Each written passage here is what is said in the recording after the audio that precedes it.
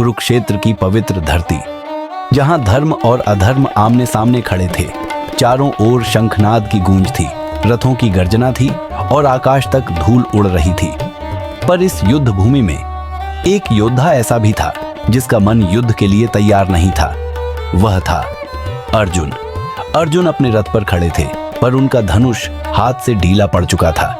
उनकी आंखों के सामने अपने ही लोग थे, गुरु थे, बंधु थे, मित्र थे। उनका हृदय कांप रहा था। अर्जुन, हे माधव, आप कहते हैं कि आप ही सृष्टि हैं, आप ही पालन करता है और आप ही संहार करता है, पर मैं तो आपको अपने सारथी के रूप में देख रहा हूं। हे कृष्ण, यदि आप ही संपूर्ण ब्रह्मांड हैं तो कृपा करके मुझे अपना विराट रूप दिखाइए। श्री कृष्ण मुस्कुराए। उनकी मुस्कान में करुणा भी थी और अनंत रहस्य भी। श्री कृष्ण, पार्थ, यह रूप साधारण आंखों से नहीं देखा जा सकता, इसलिए मैं तुम्हें दिव्य दृष्टि प्रदान करता हूं। श्री कृष्ण ने अपना हाथ अर्जुन के मस्तक पर रखा और उसी क्षण समय जैसे थम गया। अर्जुन ने जो देखा वह शब्दों से परे था। लाखों सूर्यों के समान प्रकाश एक साथ आकाश में फैल गया। श्री कृष्ण का रूप अनंत हो गया। असंख्य मुख, हजारों आंखें, अनंत भुजाएं, देवता, ऋषि, अग्नि, वायु, आकाश सभी उसी रूप में समाये हुए थे। यह केवल कृष्ण नहीं थे, यह स्वयं संपूर्ण सृष्टि थी। फिर अर्जुन ने देखा भयानक दृश्य।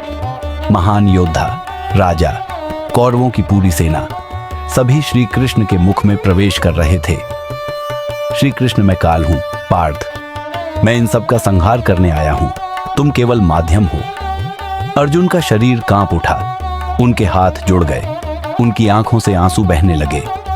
अर्जुन, हे प्रभु, मैं आपको पहचान नहीं पा रहा। हे विष्णु, हे जगन्नाथ, कृपा करके इस रूप को शांत कीजिए।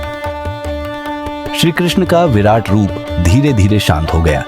फिर वही शांत, करुणामय मुरलीधर कृष्ण। श्री कृष्ण, पार्थ, डरो मत, यह रूप बहुत कम लोग देख पाते हैं। तुमने इसे देखा क्योंकि तुम मेरे भक्त हो। अर्जुन ने अपना सिर झुका दिया। अब उनके मन में कोई संशय नहीं था। अर्जुन, हे प्रभु, अब मैं समझ गया हूं, आप केवल मेरे सारथी नहीं, आप ही संपूर्ण ब्रह्मांड हैं। मैं आपके आदेश का पालन करूंगा। श्री कृष्ण, जो मुझे सच्चे मन से स्मरण करता है, मैं सदैव उसके साथ रहता हूं। यही है भगवद गीता का सार। जय श्री कृष्ण।